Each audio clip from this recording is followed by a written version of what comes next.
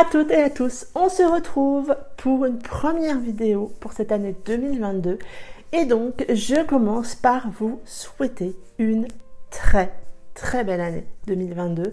Surtout la santé, je crois qu'en ce moment c'est ce qui compte énormément, mais aussi des petits bonheurs, des moments à partager. Bref, je vous souhaite le meilleur pour cette année et j'espère que nous pourrons continuer à échanger au cours de cette passion qu'est la lecture. Je reviens aujourd'hui pour le bilan de l'année 2021. Comme chaque année, la première vidéo de l'année, c'est le bilan. C'est une vidéo que j'aime bien regarder chez les copines, que j'aime bien vous préparer. Donc, on s'y attaque. On va commencer par quelques petites statistiques, quelques blabla, et on finira par mon top 15 de l'année 2021. C'est parti! Commençons par les chiffres. Oui, on ne se refait pas. Mumu est assez cartésienne et a fait des études de maths. Donc forcément, les stats et les chiffres, c'est mon dada. En 2021, j'ai lu 104 livres, ce qui est une bonne moyenne pour moi et qui est équivalent à l'année 2020. En 2020, j'avais lu 105 livres, donc on est à un de moins. Je trouve que c'est un rythme assez soutenu et merci la pandémie qui nous donne des moments un petit peu plus à la maison. On est contraint puisque moins de relations sociales. Donc on verra ce que ça donne en 2022. Peut-être qu'un de mes souhaits serait de moins lire parce que ça veut dire qu'on aura plus d'interactions sociales et donc moins de temps pour lire. Ça serait peut-être pas forcément une mauvaise chose, mais je suis assez contente de mon année de lecture. J'ai abandonné 4 livres. J'ai fait d'ailleurs un post sur Instagram, n'hésitez pas à aller le voir si vous le souhaitez pour interagir, sur les abandons. Ça fait maintenant 4 ou 5 ans que j'abandonne s'il y a besoin. Alors bon, voilà, 4 livres sur l'année, je trouve que c'est pas énorme. Mais j'estime que vu la quantité de livres que j'ai à lire et que j'ai envie de lire, quand un livre ne le fait pas, il ne le fait pas. Donc je l'abandonne. Bien évidemment, je ne la donne pas au bout de 10 pages, on est bien d'accord, mais je préfère ça que me forcer à lire, en faire une chronique désastreuse, parce que forcément, en me forçant, je vais prendre tout le monde en grippe dans ce bouquin. Donc voilà, 4 abandons, je trouve ça assez correct. Comme je vous le disais, je ne vais pas me fixer d'objectif pour l'année 2022 sur un nombre de livres lus. On verra bien. J'aime me laisser quand même malgré tout porter par tout ça. Peut-être que je vais freiner un tout petit peu. Peut-être que mon souhait le plus pas cher, mais ce que j'aimerais le plus réussir à faire, c'est d'arriver à équilibrer service presse et pile à lire perso. Comme beaucoup d'entre vous, puisque j'en ai quand même discuté avec pas mal de mes copines, on achète des bouquins, on se fait offrir des bouquins et on a envie de les lire, mais souvent il y a des services presse qui arrivent et qui sont plus prioritaires et du coup nos livres perso passent un peu à la trappe. Cette année, j'aimerais arriver à mieux faire les choses, à mieux équilibrer tout ça. J'ai d'ailleurs lancé cette semaine sur mon compte Instagram un petit challenge qui s'intitule, qui est sous le hashtag lire les livres offerts par les copines. Je vous remettrai le hashtag précis ici. Je vais tirer au sort une fois par mois un livre que les copines m'ont offert et que je vais lire dans le mois. Ça sera au moins un, puisque en fait en janvier je pense qu'il y en a 2 si ce n'est 3, puisque entre les envies, entre voilà. Mais j'aimerais faire diminuer cette liste de livres qu'on m'a offert, qui me font très envie, mais que j'arrive pas forcément à lire. Cette année encore, comme l'année dernière, sur ces 104 livres lus, il y a très peu de MM. J'en ai lu seulement 5 cette année. Je crois que c'est la même proportion que l'année d'avant. Je suis mes envies. En fait, j'ai parfois quelques commentaires sur les sorties que je présente ou sur les livres que je chronique en me disant il n'y a pas de MM. Je suis mes envies. Et voilà, c'est comme ça. J'espère qu'il y en aura un petit peu plus cette année, mais je ne peux rien vous promettre. Au jour du 31 décembre, j'ai fait un peu le point côté piles à lire. Piles à lire dans lesquelles, j'ouvre ici une petite parenthèse, piles à lire dans laquelle je comptabilise les livres papier et les livres numériques. Je sais que certaines et certains d'entre vous trichent un tout petit peu en ne mettant pas les e-books, de peur de faire grossir la palle. Papier ou e-book, ça reste un livre à lire. Pour moi, ils doivent être dans la pile à lire. N'hésitez pas à commenter ce petit point sous la vidéo, j'aimerais avoir votre avis. Bref, fermons la parenthèse. Au 31 décembre, ma pile à lire arrivait au chiffre de 152 livres.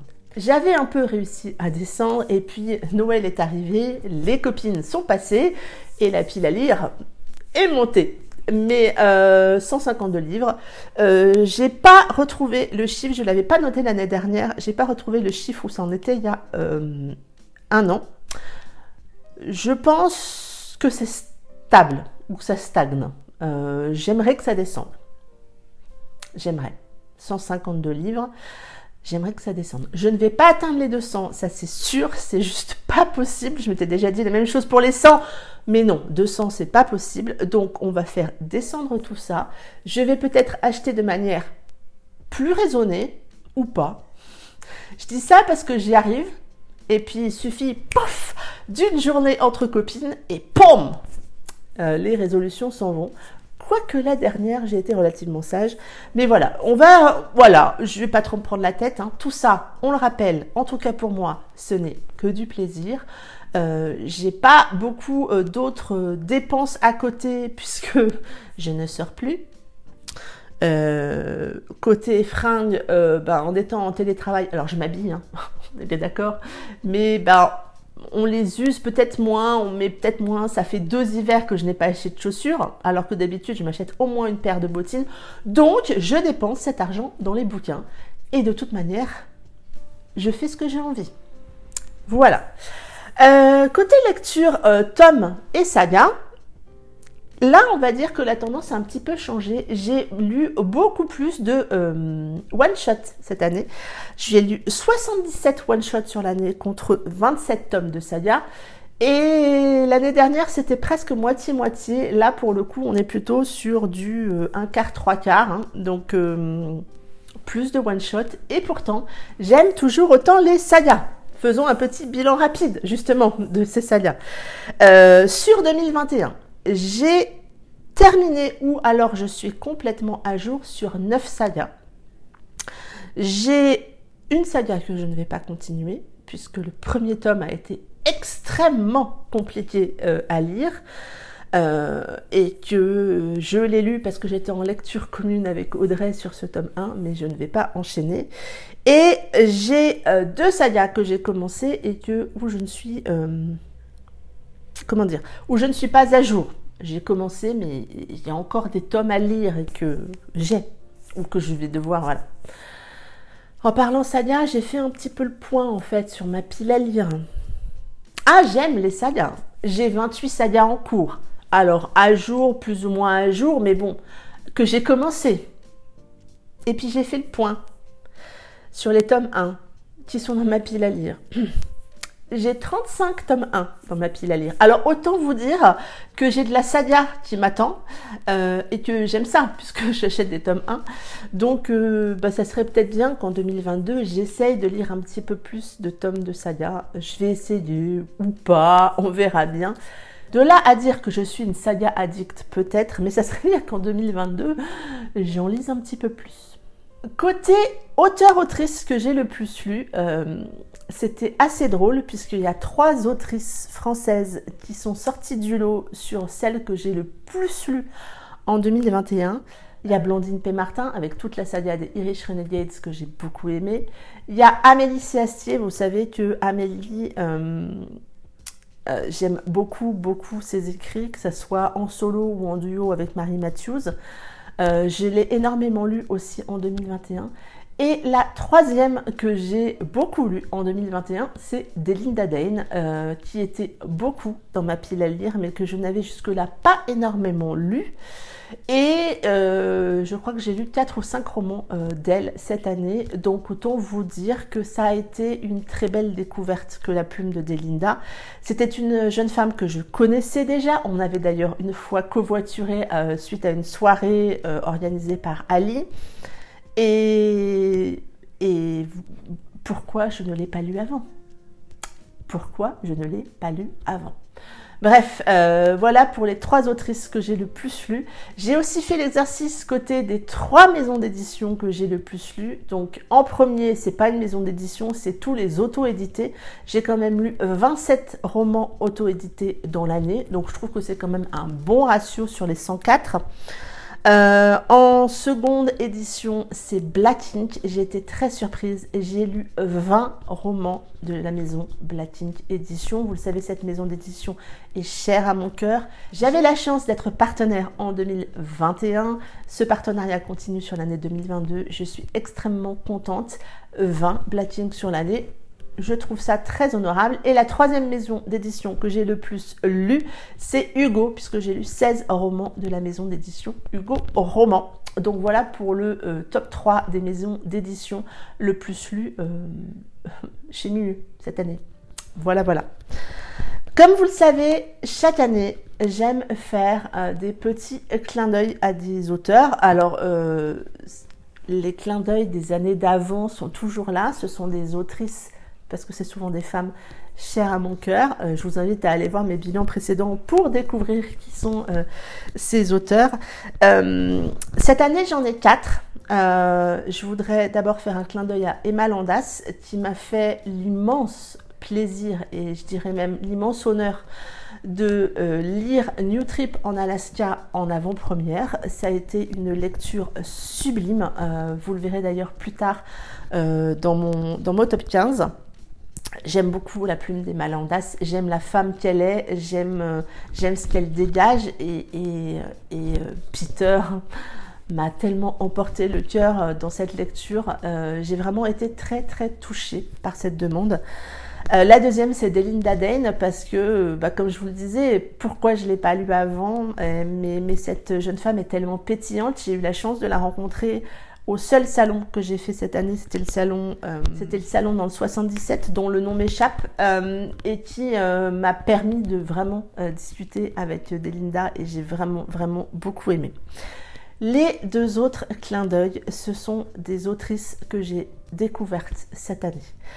Mon premier clin d'œil, c'est pour Clarisse Sabart. Clarisse Sabart écrit depuis longtemps, on est d'accord, mais je l'ai découverte cette année. Je l'ai découverte avec La femme au manteau violet, et puis après j'en ai enchaîné plusieurs, que ce soit en audio ou en lecture.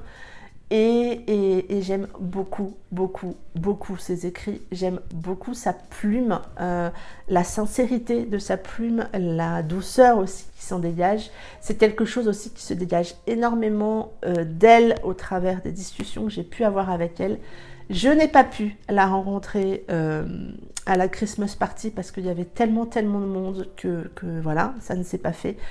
C'est un de mes souhaits les plus chers, c'est de pouvoir rencontrer Clarisse en 2022. Clarisse, si tu passes par là, j'espère vraiment qu'on va y arriver.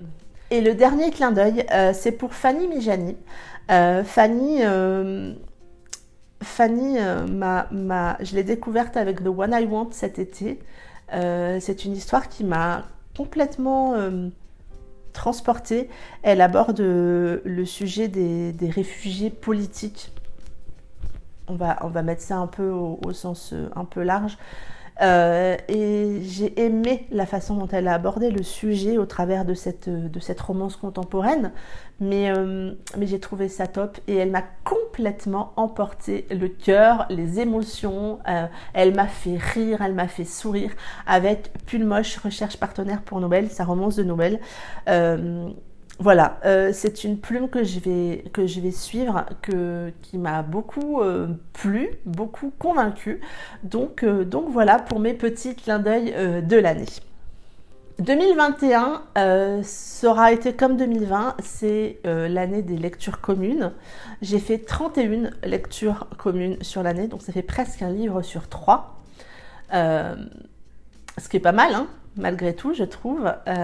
Et c'est tellement riche en échanges. Alors, j'ai fait des lectures communes avec des personnes plus hétéroclites que l'année d'avant, bien évidemment avec beaucoup de mes copines proches, mais j'ai aussi par exemple participé aux lectures communes organisées par Charlie, son pseudo c'est les lectures de Charlie si je me trompe pas, sur Instagram. Et du coup ça m'a permis de découvrir des nouvelles personnes, d'échanger avec des nouvelles personnes, et c'est toujours hyper enrichissant. J'ai en tête la lecture commune de Promis, on reste amis, avec toute une bande de copines qui se connaissaient entre elles et qui m'ont accueilli les bras ouverts. Je crois que je n'ai jamais autant échangé de vocaux autour d'une lecture commune. Et pourtant, quand j'en fais par exemple avec Céline, Maureen, on en échange beaucoup des vocaux, mais alors là, je crois qu'à nous 6, on a fait exploser les compteurs de chez Instagram. C'est quelque chose que j'aime beaucoup, les lectures communes. Ça permet le partage et ça permet de découvrir des gens sur Instagram. Instagram qui a été ma bulle. YouTube est quelque chose qui me tient à cœur, hein. Ma chaîne va faire 6 ans cette année. Et elle grandit jour après jour ou mois après mois grâce à vous. Mais il y a moins d'échanges spontanés. Il y a des échanges au travers des commentaires, mais il y a moins d'échanges spontanés. Par contre, sur Instagram, il y a énormément d'échanges et c'est vrai que ça a été une grosse bulle d'oxygène pour moi cette année. Et dans cette année compliquée, encore plus, hein, ça nous amène, on va dire, des échanges autour de notre passion. Pas de salon, juste un salon cette année, mais pas de grand salon comme Livre Paris.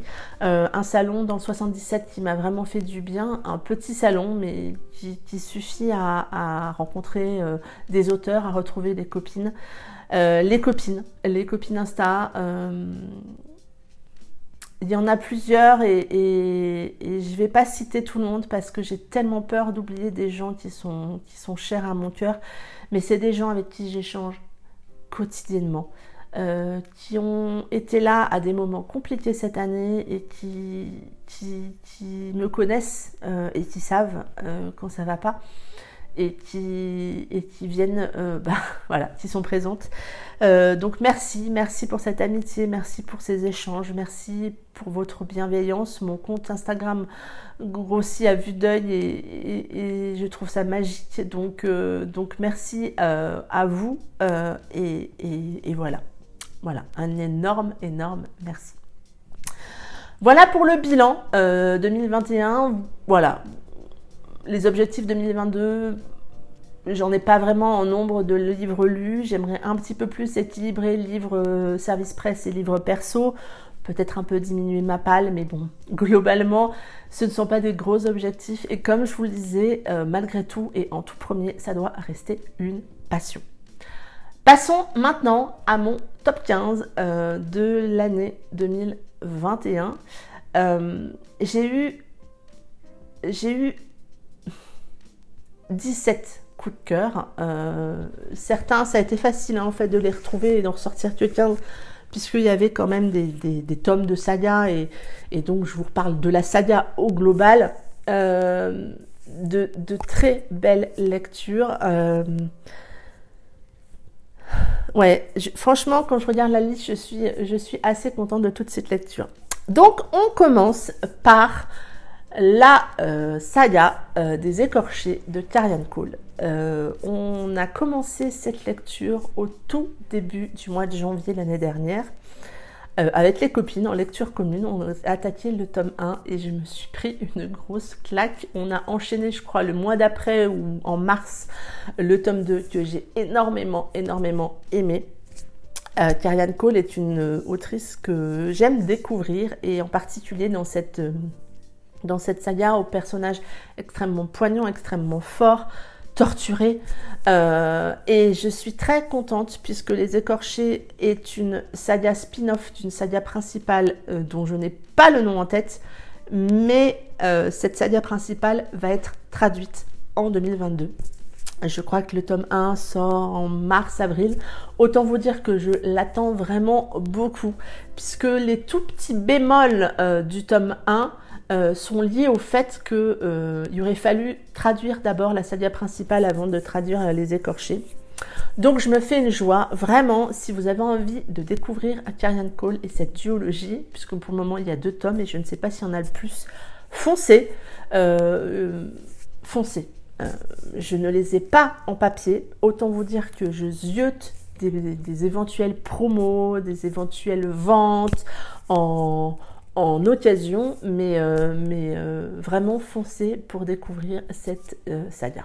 J'ai eu un coup de cœur en début d'année pour reprendre son souffle de Marie Nomis, petit coup de cœur qui a pointé le bout de son nez sans prévenir. J'y allais pas à reculons en commençant ce livre, loin de là, c'était un livre qu'on m'avait proposé en service presse, que j'avais accepté puisque le résumé me tentait beaucoup, mais je m'attendais à quelque chose de sympa. Je me suis pris une grosse claque avec ce roman sur ce parcours de femme qui peut gêner par rapport à ce qu'elle a vécu, parce que je sais que le sujet abordé ne plaira pas à tout le monde. Mais j'ai trouvé que la construction autour de cette femme, autour de ce qu'elle a vécu, autour de ses blessures, de tout ça, j'ai trouvé ça très très bien construit. On voit la relation mère-fille, on suit la grand-mère, la mère et la fille dans leur relation par rapport aux hommes en général. Et vraiment... ouais, je me suis pris une grosse claque. J'essaierai à chaque fois, si je peux, de vous remettre mon avis là-haut. Mais c'est une romance contemporaine ou un roman contemporain qui m'a complètement bouleversée. Comment, dans ces coups de cœur, ne pas parler, encore une fois, et je dis ça parce que l'année dernière, j'avais mis le tome 1 dans mes coups de cœur. Depuis, j'ai lu le tome 2, j'ai lu le tome 3, j'ai relu le tome 1 qui a été réédité, retravaillé. C'est la saga Calliope de Coconan que j'ai mis dans ce top 15. Le travail de réédition et de réécriture a été énorme, je trouve. C'est une saga fantasy, mais avec de la romance, il y a beaucoup de romance qui, moi, m'a énormément plu, qui m'a convaincue de par le personnage de Calliope. Calliope, c'est une jeune femme forte qui a des convictions dans ce monde tellement compliqué. Ces convictions, elle les a et elle se défend et elle veut faire évoluer les choses et elle ne lâche rien. Et vous savez, moi, dans les romances, souvent, le personnage féminin, c'est pas mon personnage préféré. J'aime beaucoup, beaucoup Karel, mais Calliope est un personnage qui aura quand même vraiment chamboulé mon année. Vraiment, je trouve que c'est une très très belle trilogie, donc n'hésitez pas à retrouver cette réédition chez Black Ink Edition. Moi, c'est une saga que je recommande à 1000%. Comment ne pas le mettre dans ce top 15, mon petit Peter, New Trip en Alaska de Emma Landas, dont je vous parlais il y a quelques minutes, qui a été un très très beau coup de cœur. Je suis partie en Alaska de nouveau, retrouver Sitka et toute cette bande, parce qu'on retrouve quand même des personnages qu'on avait découverts dans Bad Trip en Alaska. Et la force des Malandas, c'est d'arriver à nous ramener dans ce village avec des contraintes identiques entre 2 hivers à Sitka. Les contraintes sont extrêmement dures, avec 2 copains qu'on retrouve dans chacun des tomes, et pourtant c'est 2 romans complètement différents. Et malgré tout, on se retrouve un peu à la maison quand on lit New Trip en Alaska. J'ai adoré cette histoire. j'ai tout aimé en fait. C'est vraiment, que ça soit Cal ou Peter, ce sont vraiment deux personnages masculins, bien travaillés, attachants. Je vois pas comment on peut les détester. Ils ont chacun leur personnalité vraiment très différente et pourtant ils sont tout aussi attachants les uns que les autres. Lisez Bad Trip et New Trip en Alaska. C'est la saison idéale, hein. On est dans l'hiver, foncé, c'est idéal. Et la plume des Malandas, moi je l'adore. Là aussi, vous ne serez pas étonné de voir Save the Raven de Mel Dent dans ce top 15. Ce roman, je les aime tous les 15 ces romans, mais si je devais en citer qu'un, je pense que ça serait celui-là.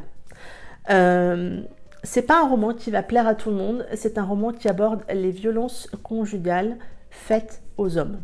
C'est un sujet, je trouve, extrêmement compliqué à aborder. Mel a su l'aborder avec justesse. Son histoire se base sur une histoire vraie puisqu'elle a été en contact avec un homme qui est dans cette situation.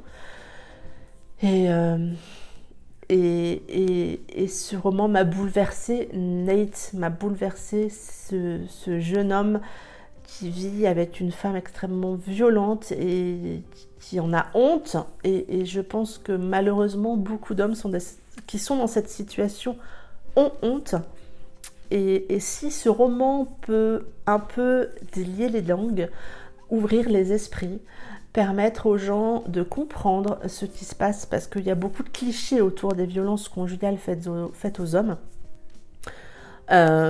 si ce roman peut arriver à faire ça, tant mieux. Il n'est pas parfait, ce roman.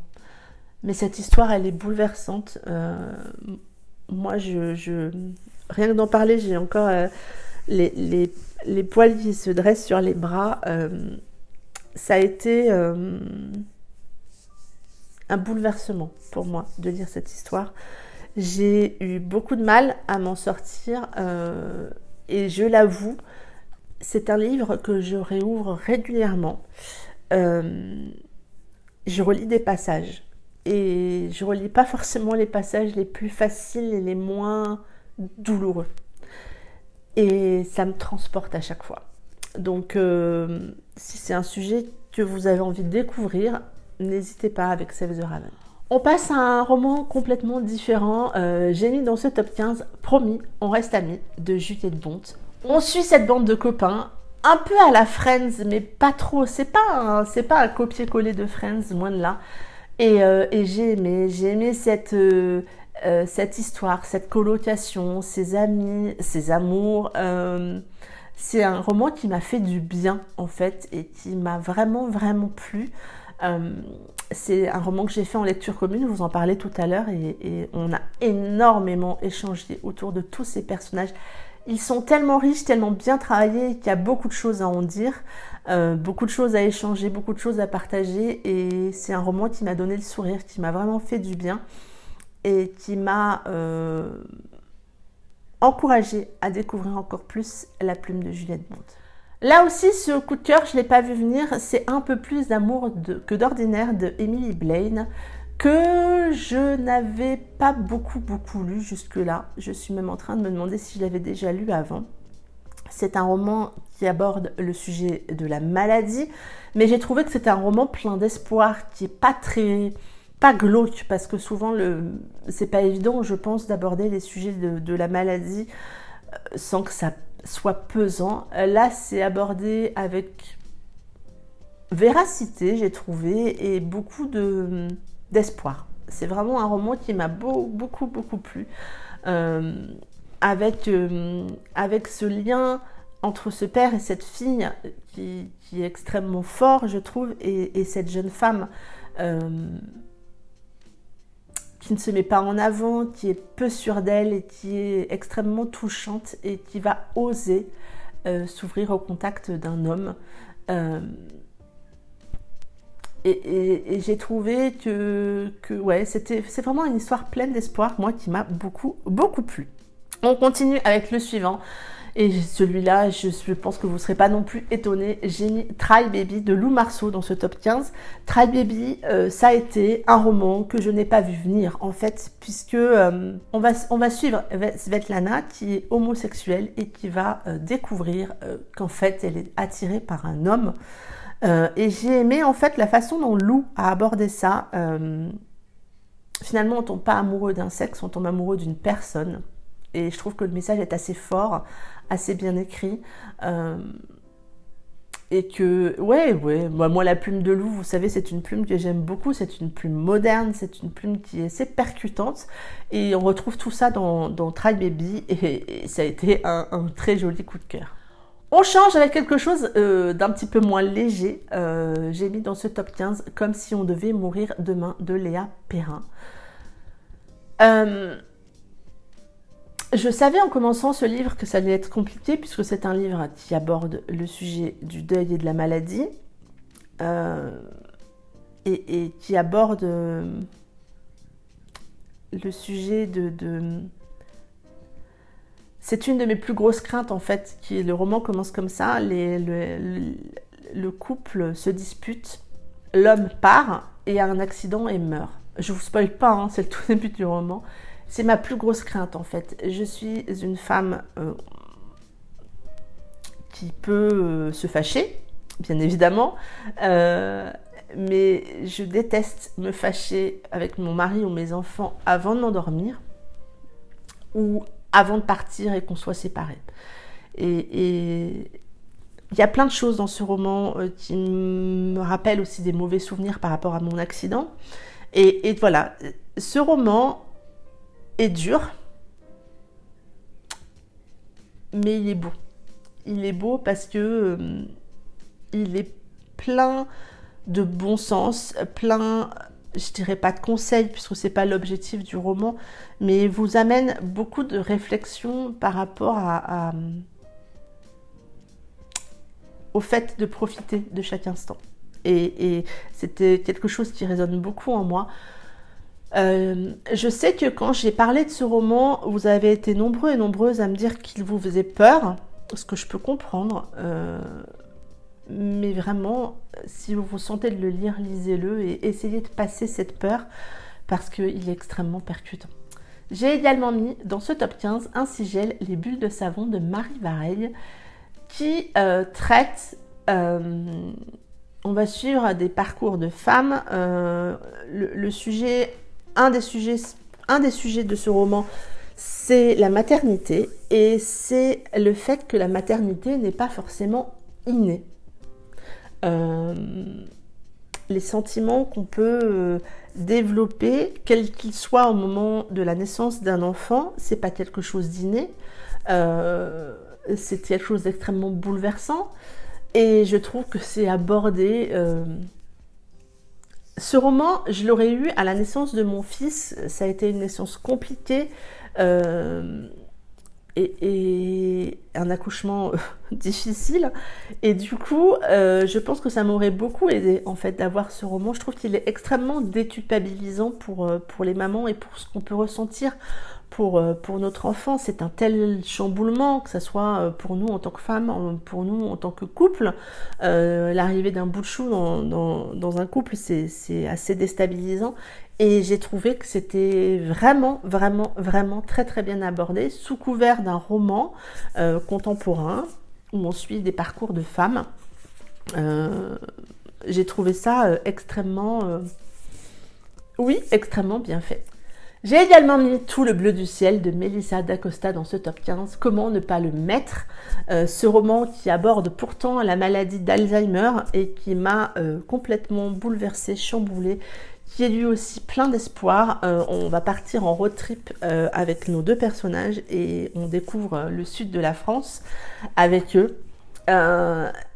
Deux personnages très très très attachants avec cette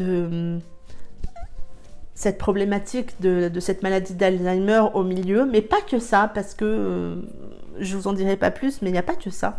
Et bon, là, ce roman, c'est Céline du boudoir de Candy Shy qui avait beaucoup aimé et qui m'avait dit tu verras, et elle a raison. Et vraiment, si vous n'avez pas lu ce roman, découvrez-le parce que il est sublime. Alors oui, on parle encore de maladie, mais finalement, c'est toujours extrêmement poignant. Et vous avez toujours ce message de profiter de chaque instant parce qu'on ne sait pas finalement de quoi sera fait demain. J'ai mis Brittany Setcheri, Behind the Bar dans ce top 15, qui est un roman qui était depuis un petit moment dans ma pile à lire. Tout le monde me disait, mais quoi, t'as encore pas lu Behind the Bar?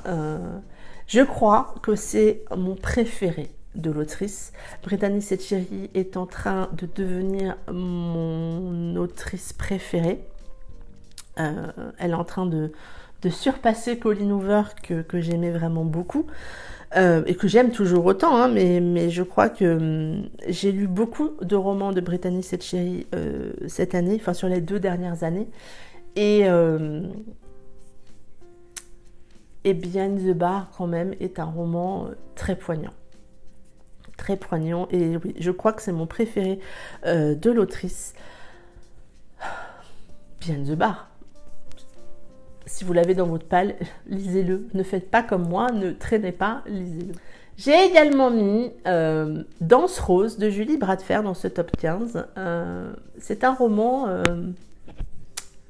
rempli de douceur, rempli de sincérité, il n'y a pas de fioriture autour de ce roman.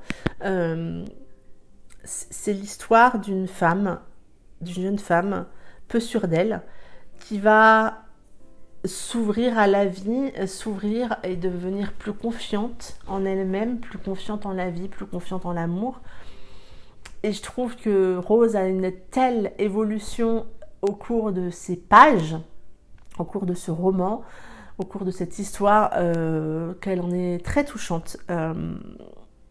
C'est un personnage féminin que j'ai beaucoup aimé, auquel on peut facilement s'identifier, puisque, en tout cas moi, je me suis facilement identifiée sur certains aspects à elle.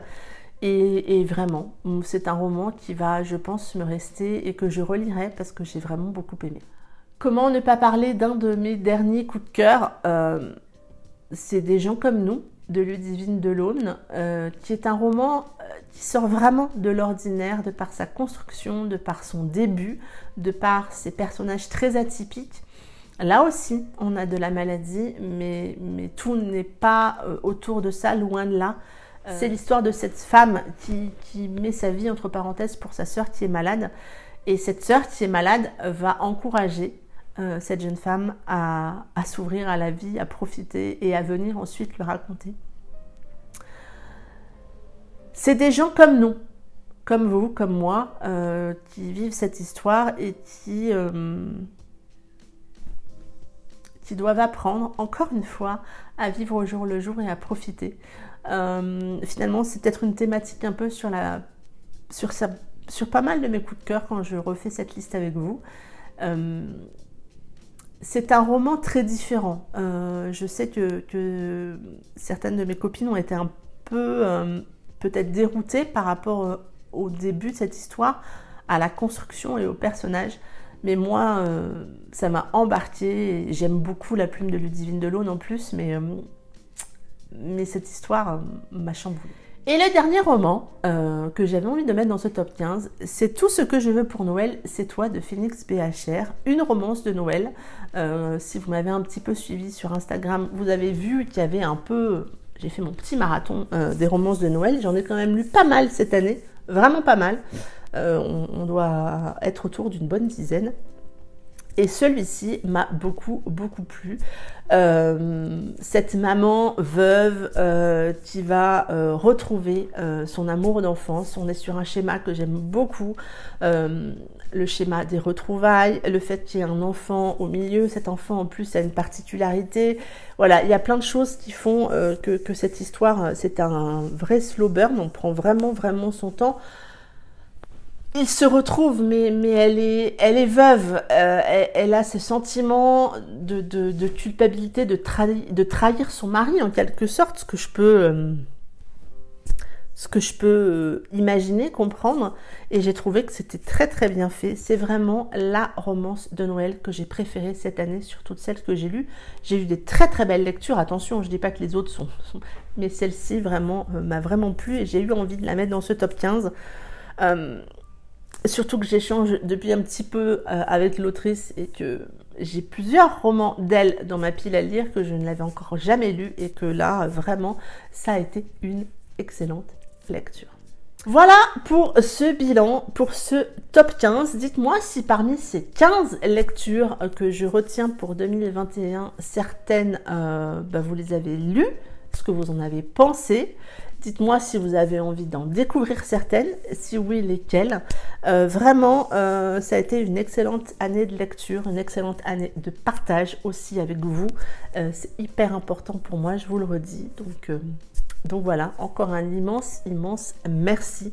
J'espère que cette vidéo vous aura plu. Et moi, en attendant, je vous souhaite de très belles lectures pour 2022. Et je vous dis à très bientôt pour une prochaine vidéo. Bye bye!